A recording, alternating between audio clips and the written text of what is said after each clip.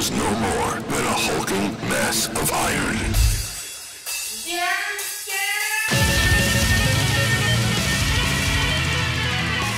Hello, everybody, and welcome to a beautiful fantasy podcast known as DumpStat. Drop the intelligence. I am the lich stepfather that will never be real dad. I am the legend, the alpha, the omega. I am MF Void, the Doom Patrol, and most importantly, Brill. My friends call me Brill. Today, we are going into the magic, the ethereal behind world building. DMs across the land struggle as they open up their notepads, wondering how they can get the ethereal within their mind down to planet Earth so that others may partake in their nerdy ways. Yet today, I have in studio Doc, who isn't really in studio, but we'll say that for now. Hello, Doc. Hey, Brill. How's it going? It's good. You are also the level 12 fighter who is planning to slay me.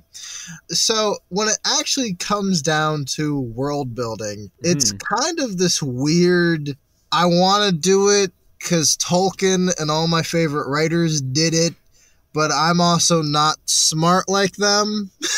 I don't have a PhD. Yeah. I don't have the means or resources that can immediately lend itself into creating something like a whole new world or something along those lines. So this is basically a podcast to start at the beginning and look at the basic steps or tips or tricks that can help a person along when they're starting out in this very strange journey. Like I said in the beginning, taking that big abstract thing in your mind and helping it get hooks so that other people can see it and bring it down to earth. Doc, you've built worlds before. I have. Why? Well, why is a good question. You know, I have certain games that I've wanted to run and certain stories that I've wanted to tell that really I felt interested by some of the settings provided by publishers.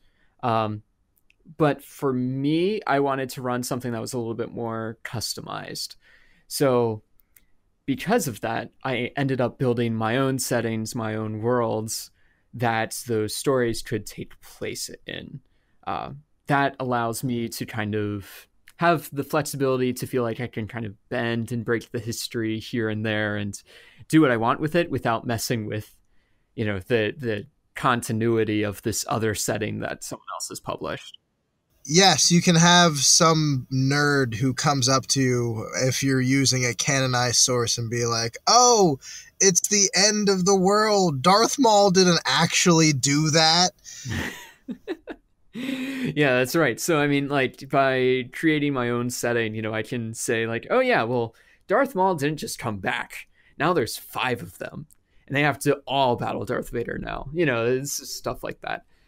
My games usually aren't that extreme, but you know what I mean. Sure. But that notion that you propose about wanting to create something with its own lore and history so that you are the god that plays in that sandbox is tempting. Frankly, the whole premise of world building is part authorship, but also part improvised, you know, god complex for those to really play around with that. So that's enjoyable to a certain extent. I mean, not everybody's going to find that to be their cup of tea, but I know many DMs who certainly love that kind of power that you get from creating a culture and a continent and heroes and myths and gods and all these things that kind of basically cross into their own little world.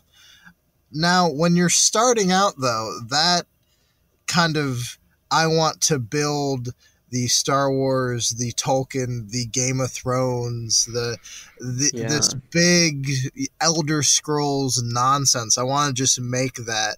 That is daunting. That seems almost impossible. Yeah, it absolutely is intimidating and daunting. But I think to kind of help resolve that, you have to look at all of the stories that are out there and some of the best works of fiction. Yes, Tolkien, complete master of world building, except, maybe the naming of Mount Doom. But otherwise, like, even then, Mount Doom has some other formal name out there somewhere. But, like, it's important to note that you don't have to be Tolkien or, some other author of, great notoriety to really have a chance at building an inviting world. One of the world's most popular books being Harry Potter. I mean, if you look at the world building for that, it's very soft. It's very moldable. Things change through the books. Things get formed through the books. The fans imply things with theories that are later accepted as kind of canon.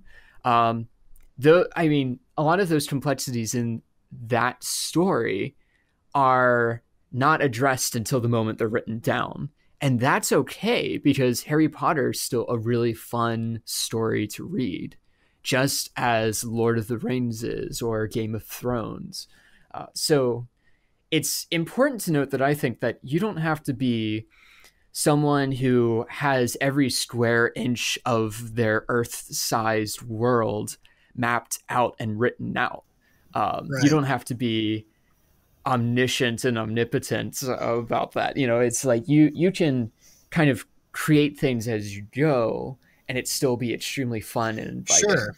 Yeah. And moreover, I think that there's kind of this, like you kind of put out, that soft molding that Harry Potter has. A lot of critics might say, well, it's just H.K. Rowling going, well, it's magic, Yeah, right. But that is the world, and having that kind of maybe more fantastical fairy-like ease into something like that, because the Grimm's fairy tales don't give you a long history of why the woman in the well ate those children. She just ate those kids, bro. You're just gonna have to deal with that. Right. It is, but I do think though that there is that kind of maybe that impulse to be like, well, if I need to make a world and I'm a D&D guy, it really needs to be in depth. I need to make my own language. I need to really add stuff together. And it doesn't have to be necessarily like that, but there is that kind of, I don't know, it's the nerd trend for nerd. And also it's kind of peacocking a little bit. So when your friends come over, you're just like, see how much work I did for my new world that I built. Look how many things I have. And there is kind of this idea, like, does it all fit together? Does it all work well and nicely together? Does it help promote the story that you were trying to tell? Because that's kind of a huge issue. I know of a guy, and I think you know him too, but he literally in his room at one point had a wall that was covered in standard size printing paper. And each piece of paper was a section of a map. And so literally half of his wall was covered by this entire map. And he had the cities down, he had the countries down, he had historical events down.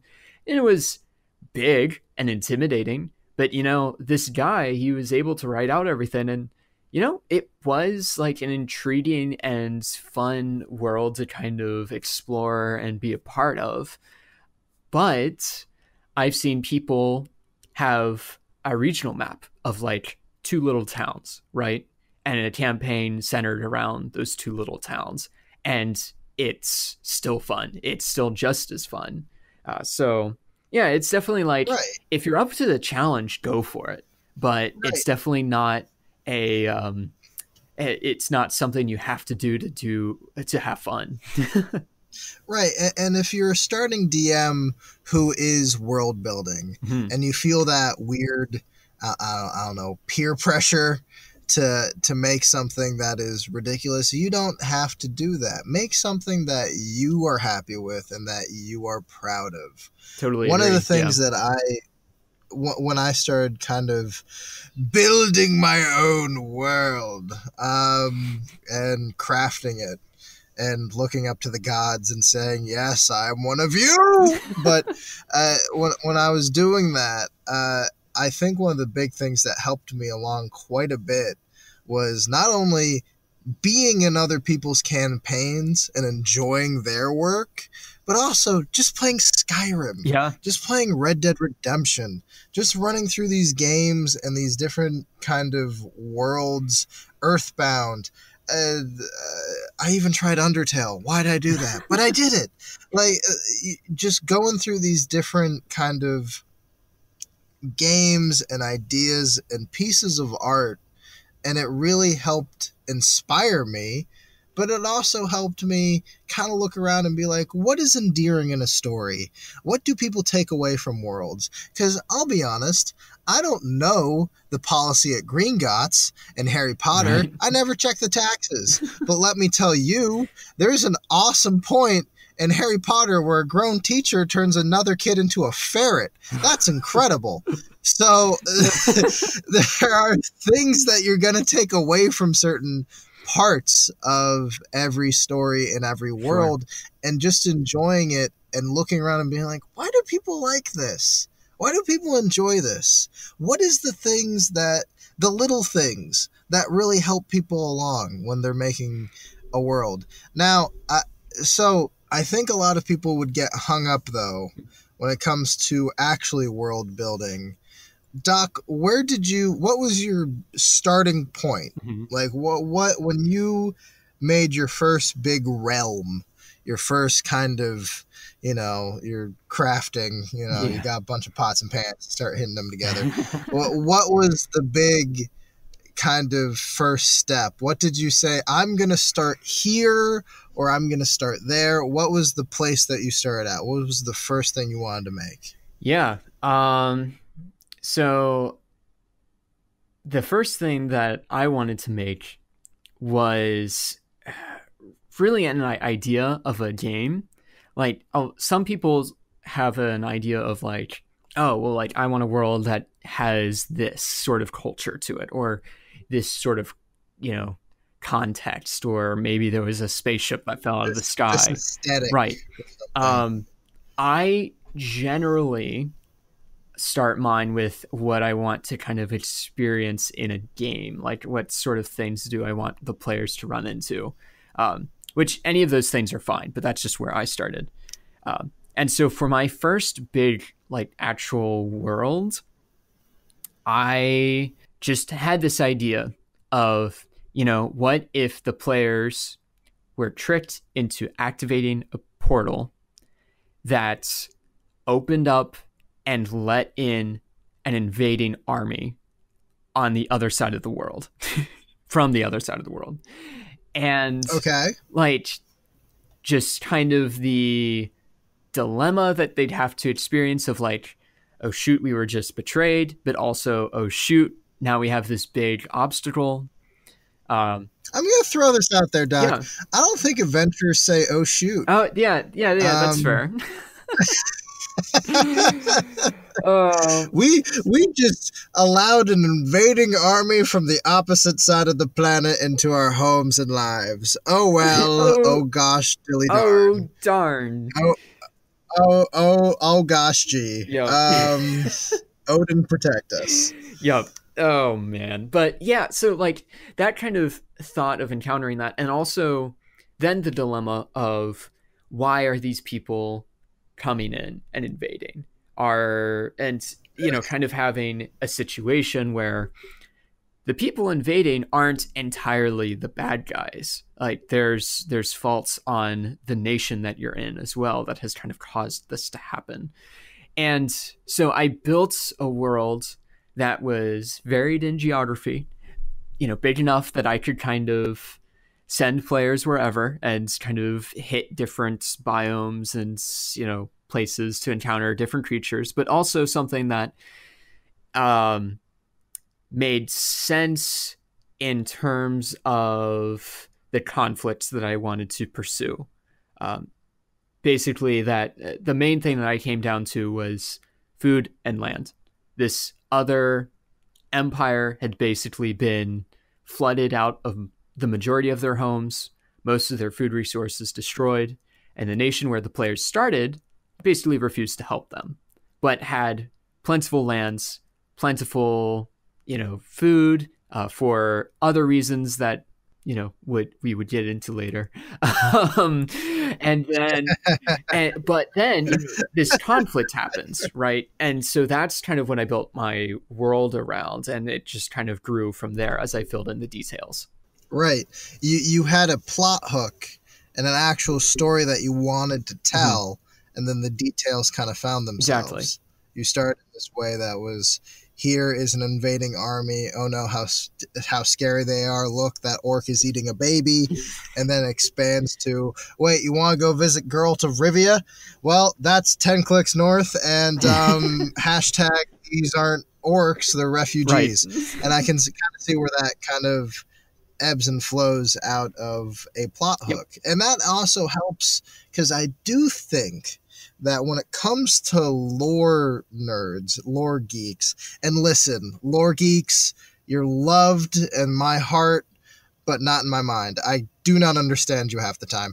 The lore guys who want those details to sink into, the people that look at Marvel wiki pages and go like, I wonder what's going on with Doctor Doom, and just read a character's history. They like those chunky, juicy details that they can really sink their teeth into. Absolutely. But I think a lot of people get lost in the weeds when they're actually building a world. They say, well, I have all these details and all this history and all this stuff. Who's going to be able to play that history? Who's going to actually be able to enjoy that history? Is it just you? Because in that case, you're writing a book. You're not playing D&D. Right. It is cooperative, sadly enough. You do need friends. It's the nerdiest activity, but you do, in fact, need friends, which, tragic, I know. But that huge kind of swelling need to look into a world and be like, I want to know everything about it and absorb that realm is a good feeling to have. But I do think it's, whatever the forest for the trees is, whatever that saying is, it's missing the point of storytelling, Absolutely. Which is to tell a story. Mm-hmm. Now, when it actually comes to world building and creating something, I do kind of want to throw away a taboo, because I've heard this. I've actually listened in on Reddit forums and D&D and a lot of Critical Role.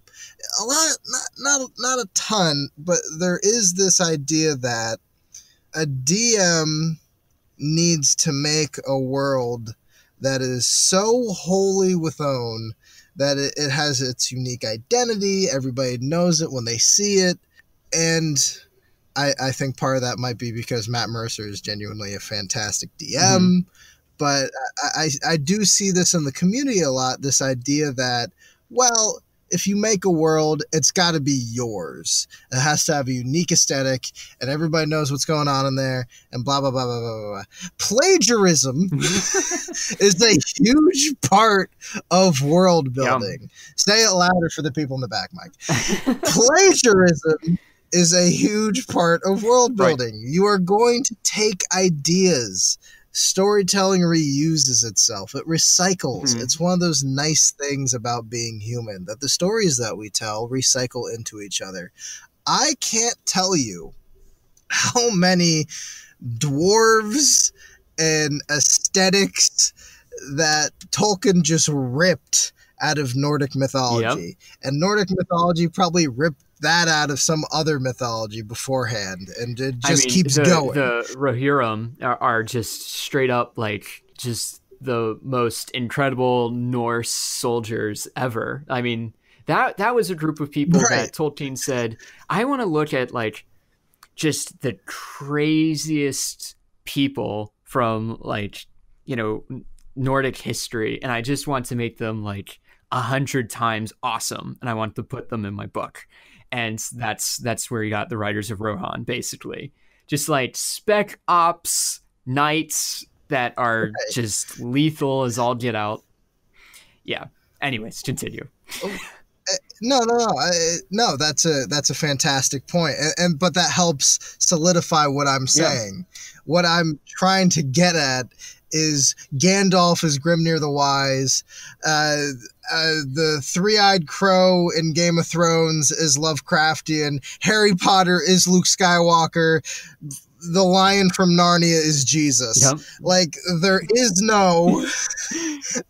not anything new. So don't get so caught up in that. Mm-hmm. What I do like, however, is when people take ideas like, for instance, the world being on the back of a giant turtle, but they do it in such a way that it's a lot of fun. Right. Like in Terry Pratchett. Terry Pratchett's Discworld, you have all these elements that you can clearly look to, all sorts of fantasy and adventure novels and all manner of things, but they are so imprinted with who he is and what kind of man he was, his quirkiness, his sense of humor, his love, his desires. It's just oozing with his own special mark, and that's why the Discworld is wonderful. Yeah, it's because it's important to those who read it, because they're seeing the author for who he is and the work that he creates. So my little lore lunatics and my people who run around saying we need to make a unique world, if you're out there saying I need to make an idea that nobody has before, I'm so sorry. I don't want to break it to you. It's been done. It's been done a lot. But is it going to be done like you? That's the difference. Are you going to be able to make something different? Everyone's going to have a dragon. Now, is your dragon going to be smoking crack? Who knows? You could do something new. I don't know why a crack smoking dragon was the first thing I thought of, but I think DumpStat needs a new logo. Those white dragons, though. I mean, oh my God. I mean, they're probably the closest thing. They're insane, dog. They're nuts. They are insane, dog. Yep. Indeed. I will eventually have to go have a DumpStat episode specifically on what monsters in the monster manual we go, what? What are you talking about? Yo, I've got a few. Please get me in on that. Sure. No, I absolutely will. I have a couple of opinions when it comes to that. So let's say that you have all your ducks in a row. You have a plot hook. You have a way to go about, I don't know what, you have a way to go about a story. You have a way to go about world building. You're in the middle of the steps. You're in the middle of the trenches. Now, here's my question for you, good sir. Oh boy. What if you have a player who legit hates what you made? Let's say you've made a little town, and you have to, and he jumped into your campaign, and he's part of it. But as everybody goes through the world, he hates your story. He hates what you've made, because critics are everywhere, and it's gonna fucking happen. It is. Not everyone's gonna be on board. Oh, that's a good question. I hadn't really thought about it. Well, okay, so. If you haven't really thought about something not liking you? Well, no. My God. No. Shut up. All right. So here's the thing. If we're just going to quickly touch on, you can help avoid some of this by having a session 0, which for those of you who do not know, is basically a session that you get together where it's before you do any role playing, you fine tune the last bits of your characters. You kind of go over what the campaign is about, where you're at, boundaries, etc., etc. Basically, it's setting up the board game, right? So that if someone's like, I actually really hate Monopoly, you can say, all right, well, we have Battleship. Well, we're playing Monopoly. Sorry, but, or you can say we're playing Monopoly. So if you don't want to play Monopoly, that's fine, but don't show up next week because we're playing Monopoly. Right, exactly. So I think that makes, absolutely. There's that, but also if you do get into the game, and there's one person that doesn't like it, That guy. Right? Sitting down with them and talking with them privately, either via text or in person, and just being like, hey, I know you're kind of not liking what's going on. You're not having as much fun as the other people. Like, what is something I can do to help? Right? If he's like, well, Right. I'm just like, I built my fighter to be really good at fighting things, and we're doing a ton of role playing. And I'd like to do a little bit more fighting from time to time. Okay, that's fine. We can do that. But if it's like about the world itself, that can be more difficult. You can try to find ways that you can adjust your world to maybe make it more enticing to them. But at the end of the day, there's going to be a point where if the person really doesn't enjoy your setting, doesn't enjoy the story, and if they're not having fun and everyone else is, maybe time to have a chat about like other ways that you can have fun with that person, i.e., let's not play Dungeons and Dragons together in this campaign, but like, find other ways to connect and meet up and drop that person Absolutely. from the campaign. But what you said about a session 0 is really important. I had a DM once who told me a session 0 is the coward's way out. Probably my favorite line I've ever heard. What? He's like, what are you, a coward? You want to talk to them beforehand? Oh, no. I'm like, yes. Oh, my goodness. Well, he was one of those old school, advanced Dungeons and Dragons kind of DMs. Yeah. Not saying that I'm not old school. I'm 1,000 years old, but you get it. Right. Well, I mean, yeah, there's a difference in being an old school DM who is like, yeah, like I have lots of experience and bring fun to the table, and old school DM being like, this is the way I've been doing it, and this is the only way to do it, and you're going to shut up and like it. That is kind of the funny thing I should say to new DMs who are world building. If you have a guy who can sit you down and walk you through really hardcore, in detail, step by step about what you must do for world building, don't listen to that guy. We are giving you helpful tips, but there are people who will come up to you and be like, well, here's the 8 things you need to do immediately. And that is not how this is going. Right. A plot hook, inspiration, a little bit of help from your friends. These are ways to help you out. Mm-hmm. Don't trust charlatans who just act like they know things. We don't know things. This is DumpStat. We drop the intelligence. That's the point.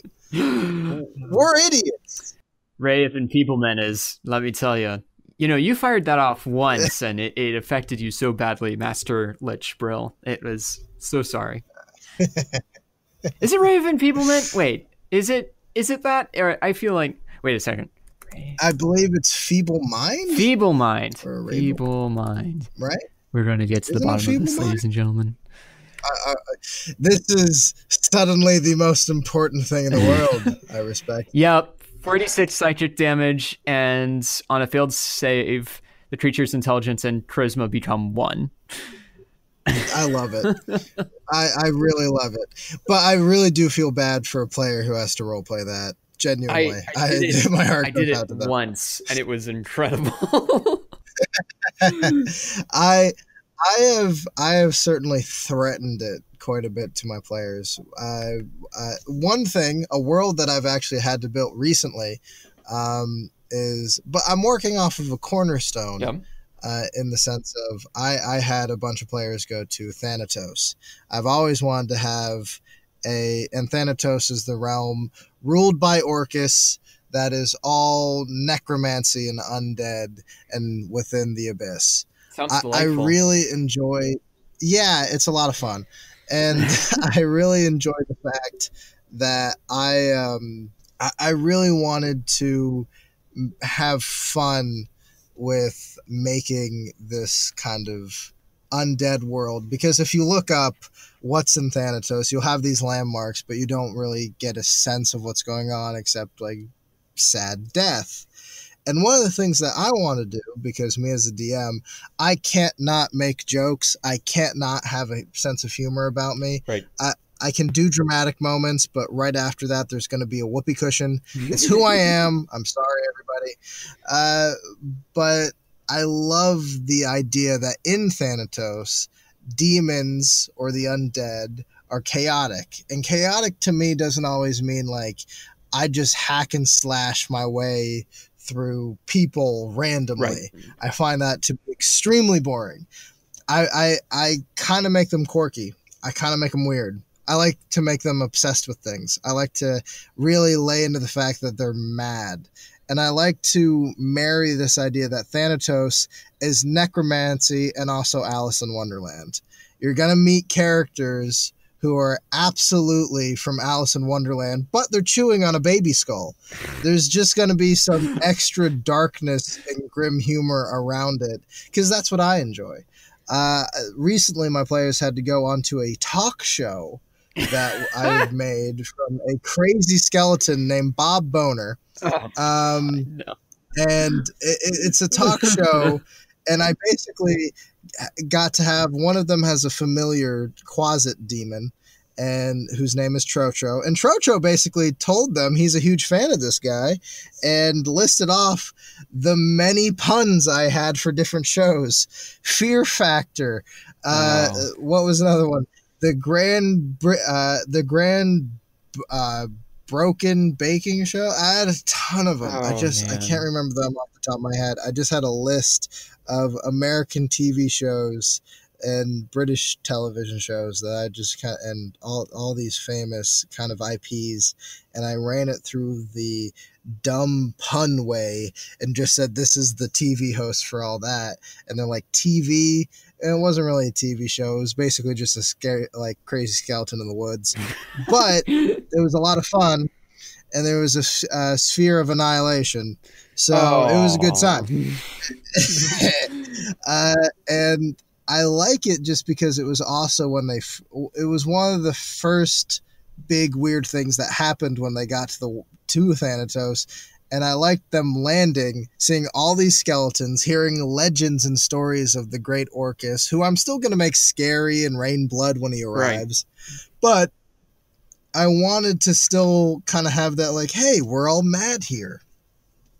And I will say this, one of the reasons why I think my campaign has been successful and people having fun with it up to this point is not only that I've had experience in world building before, but I also realize that one of the first things that you're supposed to do as a DM is to make sure that your players enjoy what you're doing. Absolutely, yes. I think that there needs to be some form of accountability when it comes to DMing. DMing is a great, great thing to do. World building is fantastic, but please understand, if your players do not have fun, it's not really always their fault. And that's kind of a sad truth of DMing. You are God, you've built the world beneath their feet, you're the one telling the story. If they hate it, it's a lot on you, man. I see a lot of DMs who kind of try to chalk it up to problem players or something along those lines. You did it. You did the thing. You made this world, and it's not always going to be problem players. A lot of the time it's you, and maybe you weren't prepared enough. Maybe that thing you made didn't land as well as you wanted it to. Maybe it was just a mess session, but keep going. And don't expect that your masterpiece is just going to leap out of your face the first time you sit down and be like, welcome to my world. Also, Doc, here's a question. Sure.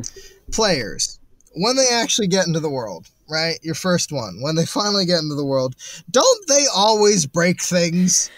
They don't ever not break things. Yeah. The first thing they do is to walk away from the important thing, go to some NPC you thought nothing of, and be like, you're our best friend, we're revolving our entire story around you. Isn't that a thing? So that is totally a thing. It is a thing. I avoid this by dropping the conflict in their lap before they get a say about it. The last campaign that I ran through, and it was a lot of fun, was it started out with they were invited to a royal court where they had to be polite, and like after they had introduced their characters, I pretty much was like, yep, the bad guys walk in and start killing people. You know, that's you should say like, okay, I walk out the front door, and it's like, well, guess what? The front door is filled with bad guys killing people. So, you know, there's that. But I mean, I think getting to the actual points of your question, I think that players are, rightfully so, going to want to explore their abilities. They're going to want to use that spell with that description that they thought of that was really cool, or they're going to they found the Aarakocra, right, and you allowed it, and now they're going to just fly as high as they can and use their short / longbow. And like, yes, they're going to mess with the game. Your first few sessions with new characters are going to be interesting because you're going to have to figure out how people are playing.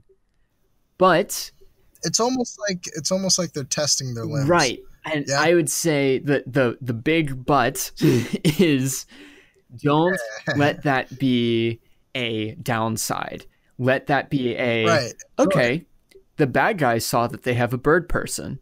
Well, now they're going to have mages that can cast, I think it's spider web or something, or web or something, which basically casts a net essentially over a creature and wraps them and tangles them so that they can't move. You do that on a flying creature and they're going to fall to the ground. Or they're going to bring archers, or, they're going to bring people that can battle other people with magic. It's your story can develop in a way that still challenges the players, even as they get abilities and acquire those things. Sure. And I mean, some people may argue with me and say that that's being a meta DM, but I would say, well, are you having fun? Then, Well, that's always the question is, are you a DM who fudges rolls? And every DM is going to say no. Most DMs do. Most DMs give you an illusion of choice.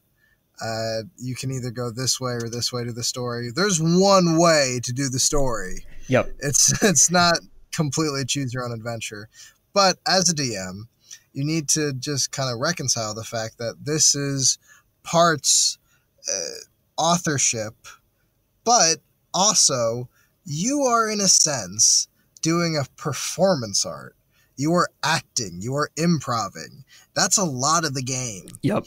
And I feel as though a lot of DMs who get in it, who are especially authors, I've noticed that authors have this way of being like, you must go the way I chose, for I am writing for your character. Mm-hmm. And it's like, no, this is a story where the characters have free will and can happily stab that apple salesman that you weren't thinking about. Many times. Yeah. Stab the apple salesman. Always stab the apple salesman. Don't trust him. Why would you trust him? Oh my God, stab that guy. I don't know why I just chose a fruit and said stab this man who sells it, but do so. And if it's a woman who sells it, stab her too. Just equal opportunity.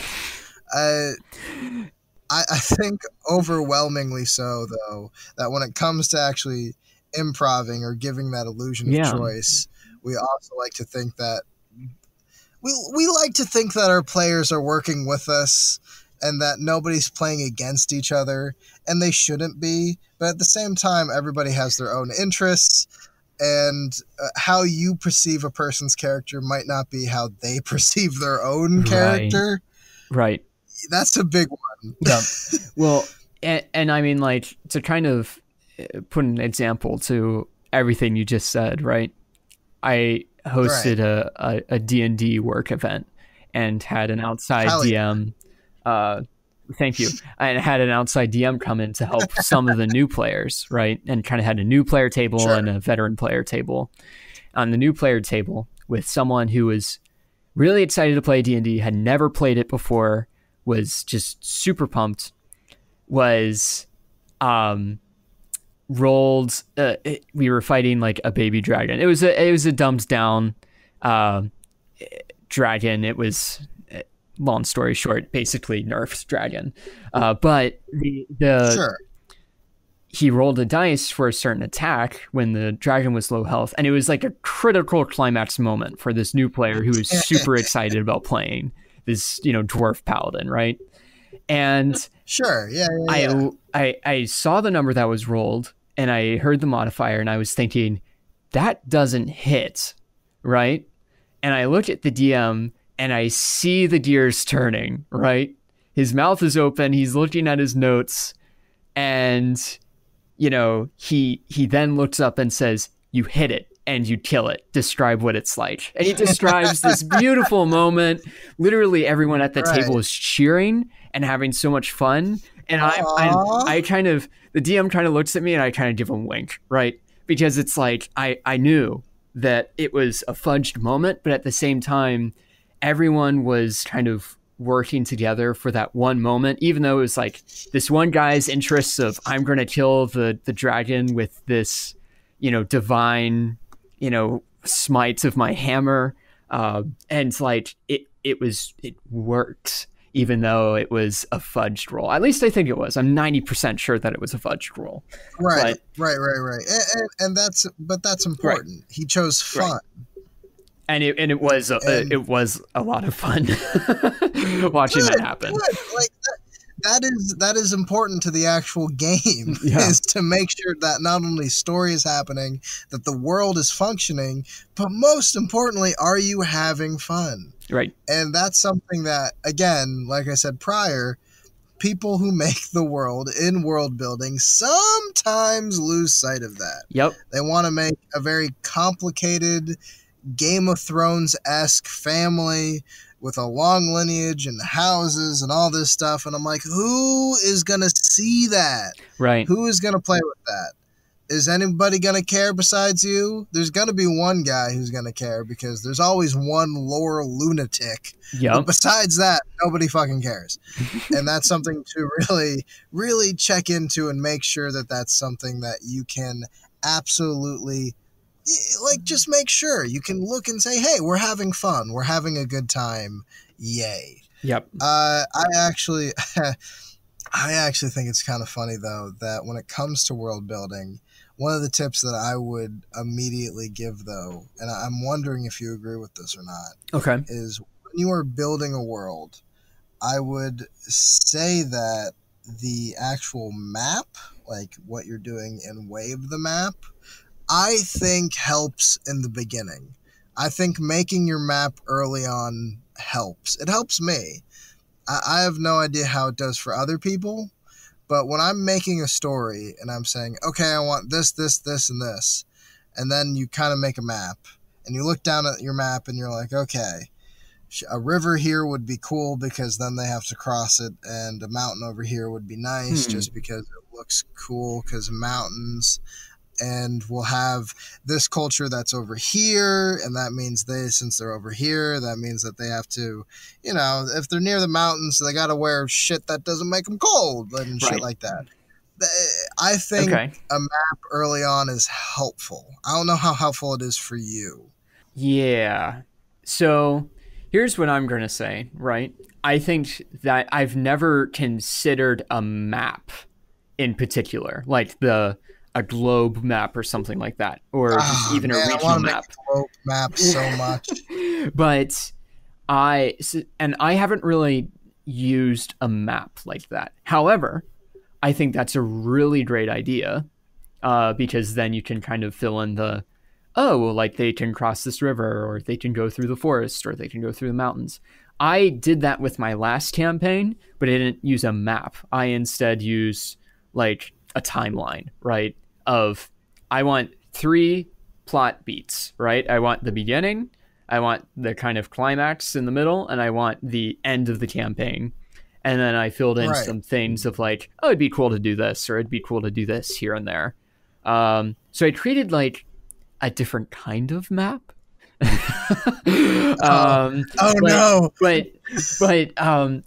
you're talking about, I think, is a really good idea.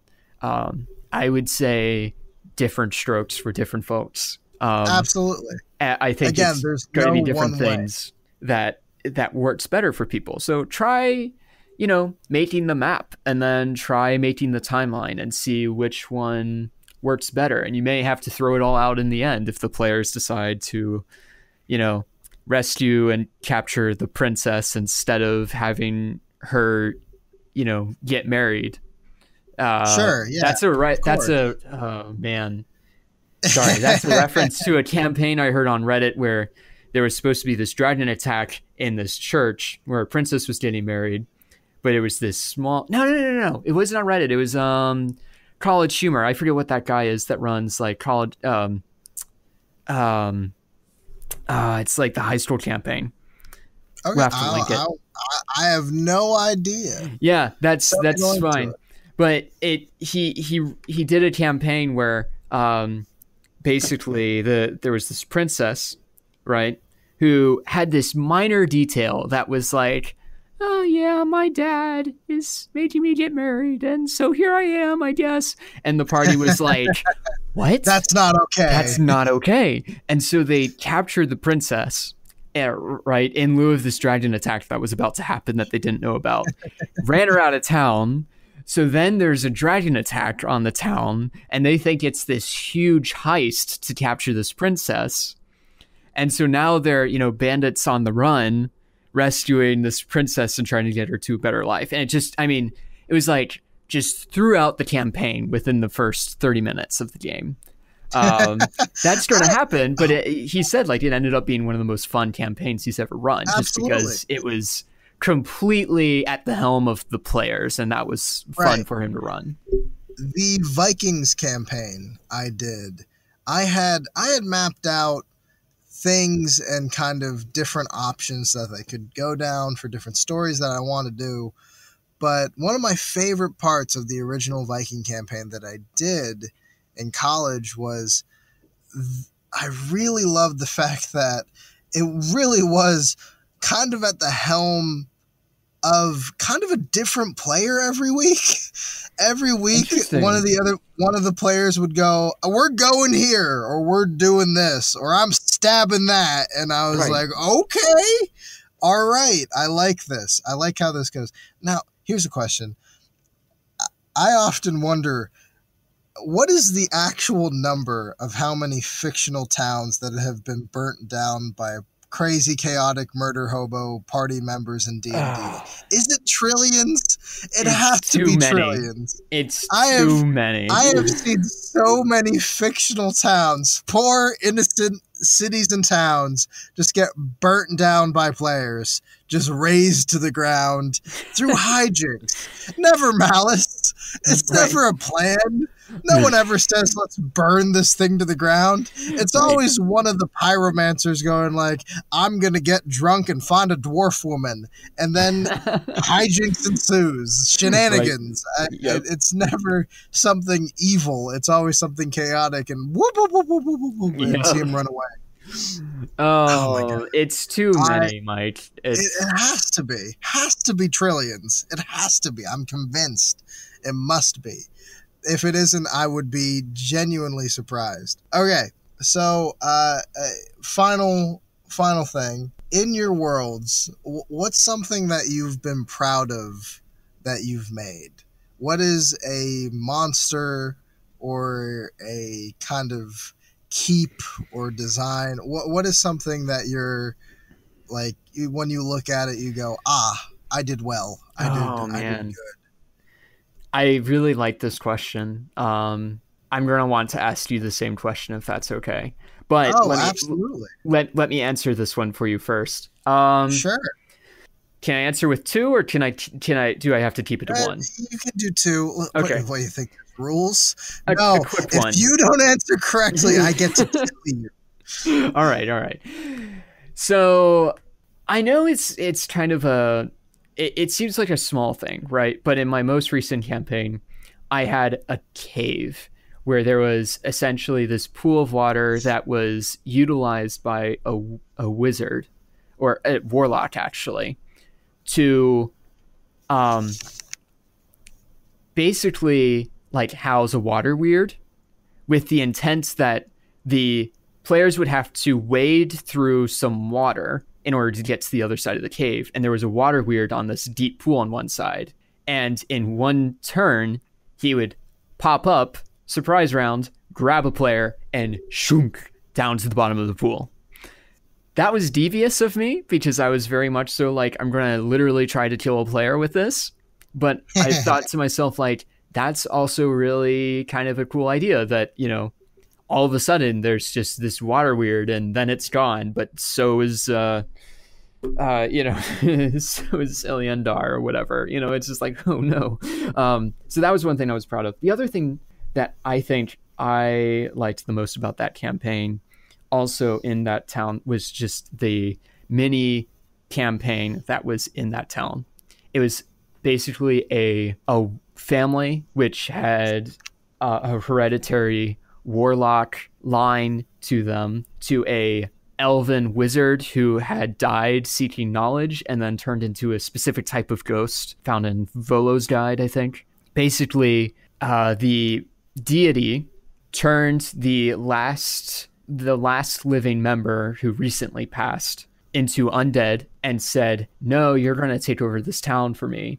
And started to summon like a undead inquisition on the town. And the town happened to be like a huge, in the middle of a huge gravesite. So it was just chaos, right? But that involved intrigue because there was a situation where this undead person had a child with one of the village people in secret. And yeah, not as an undead person before that happened. All right, no necrophilia. Okay, I was like, cool child. But yes, but like, so like there, but the deity didn't know because it was a minor deity. They weren't omniscient, right? So then there was this whole thing of like, well, what do we do about this kid? Because he's technically a warlock and this deity's still out there. But then it's also like, we actually have to deal with this person coming back to life. So finding out the clues and where he was and where he was staging this kind of undead uprising. And like, you know, it took 3 sessions to go through this, but it was a ton of fun. The players loved kind of having this side mission where they felt like they could help some people and really invest in the outcome, which they could have. It could have gone horribly. The town could have just completely have died. Right. But, you know, they did everything well enough to prevent that from happening. So that's something that I really enjoyed running and everyone had a lot of fun with. So what about you? What's something or things that you really, you know, are proud of in your world building that you've made? If I was going to say something that I'm very proud of in a world that I've built, I one session long ago, I made a tavern called the Jolly Taxpayer, and it was something that was very one-off. It was a nothing thing built, but I really wanted to see what I could do as a DM, and I made every single character in that tavern. I made the tavern, I laid it out, and I made every single character interesting and intriguing and weird and funny with great dynamic names, and I just built up this really popping thing in a town of nothing, right? And it really stood out as this kind of strange magical beacon in an otherwise very unassuming town. And I enjoyed it, and I was like, well, I made all this, and now my players aren't going to have to whatever. It's not going to be a big deal, and fine. And I kind of walked away from it. And when the session came around, my players walked in and they actually like almost spoke to everyone. They awesome. Like it was really nice. Yeah. And that I was like, I'm going to make all these things, and it's not even really, it's like on the way to the main story. It's not the main story. It's on the way, but I really like this thing that I made. Yeah. And they talked to everyone, and then all these NPCs that I'm genuinely proud of that I made.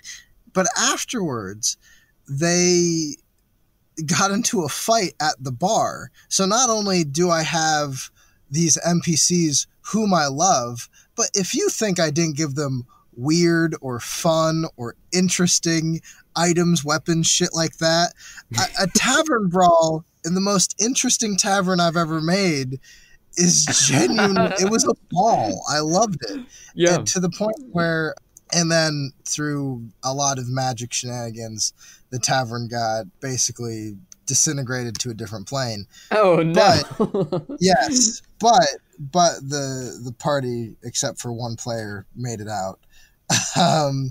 But what was fun was the fact that now it's kind of become a bit synonymous with a lot of my sessions, in the sense of, if a player who knows me does a one-off with me or campaign with me, and they see the Jolly Taxpayer, they get giddy. Yeah. And I don't use a lot, but in a lot of those NPCs I had in there, I don't use a lot of them either. But every once in a while I'll chuck one in because they're too good not to. Right. And they've also kind of been strewn about the plains in a very fun way. And I kind of want to bring that party back together maybe one day and have them try to find like a bookkeeper who is in that or something like that, and try to have them hunt down the other NPCs. One of my big NPCs that actually came out of that was Wadi, the Myconid who sells potions that are complete chaos. They're basically a deck of many things. If you drink it, I have a laundry list of things his freaking potions that can do to you. And Wadi sessions have become a thing with my friends and people that I've DM'd for. Yeah. Yes.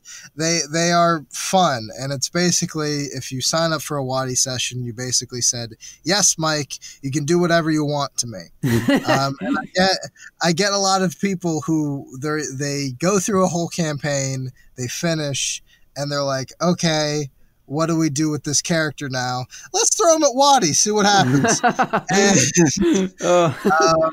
And it's kind of been funny too, because now there's kind of this group of friends I have, just a whole separate, I've many groups who have had to deal with Wadi, but I have this one specific group who have come together, who weren't originally in the same group, but they've come together in the meta as people and said, we're going to kill Wadi. We're just going to do it, okay? We're sick and tired of this guy, and we're just going to fucking do it. And it's all come out of that one tavern that I spent so much time on, thinking that no one was going to care about it, and they do, and that made, it meant a world to me in the time. Like, in the moment when they started to fight and talking to people, I was like, oh my God, this never happens.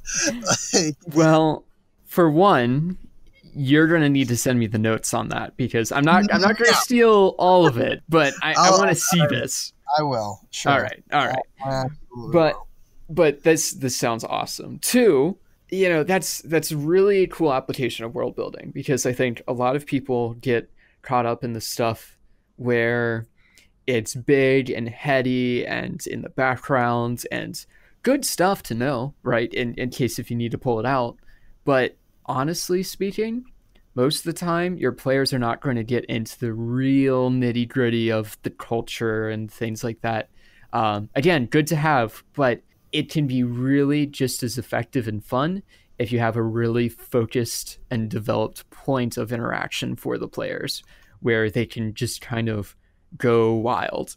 And, if they want to bring Boris, who's the, hunter of owl bears, into the back room and murder him, they can do that, and things will happen because of that. Or, if they want to engage with Boris and go on a hunt with him, they can do that still.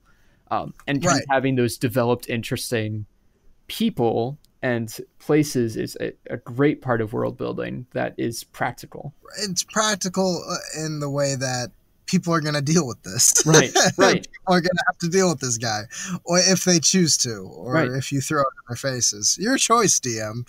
They can choose to, or you can choose for them. That's the part of being God. Fantastic.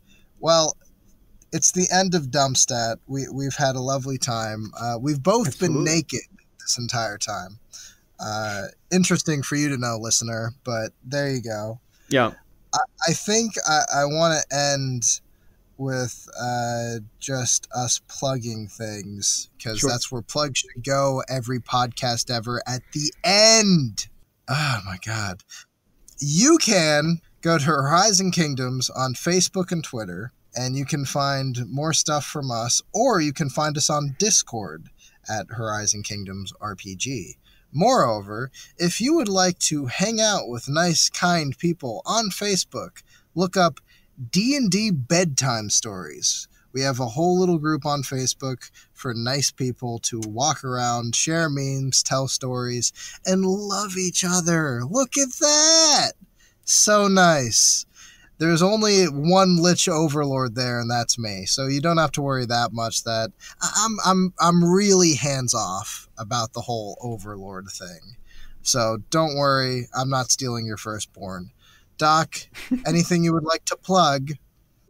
Yeah, so you can follow me on Twitter at Docward. That's DOCWERD.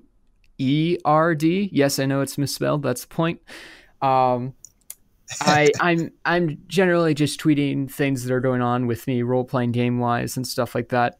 I try to engage with what people are working on. So give me a follow, tweet at me, show me what you're working on, and then I'll take a look at it and talk about it and share it, because that's what I like to do.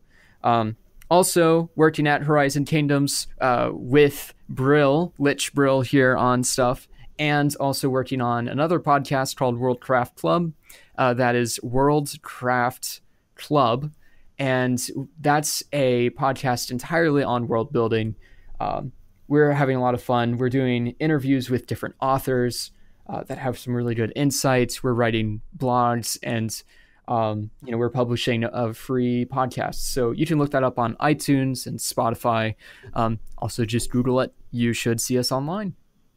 Also, if you could subscribe to DumpStat on all platforms, that would mean that I don't kill you. So that's nice. Please do so for your Lich Overlord. That helps. And good night. Good night for now, but not forever.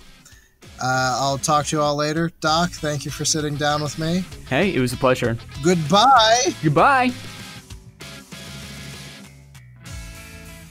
You've just been listening to DumpStat, a podcast presented by Horizon Kingdoms. Horizon Kingdoms is a Dungeons & Dragons 5th edition server that's free to play. Find us on Facebook, Twitter, and join up on Discord to join in on a new adventure. For more DumpStat, be sure to find us on your favorite podcast platform and subscribe.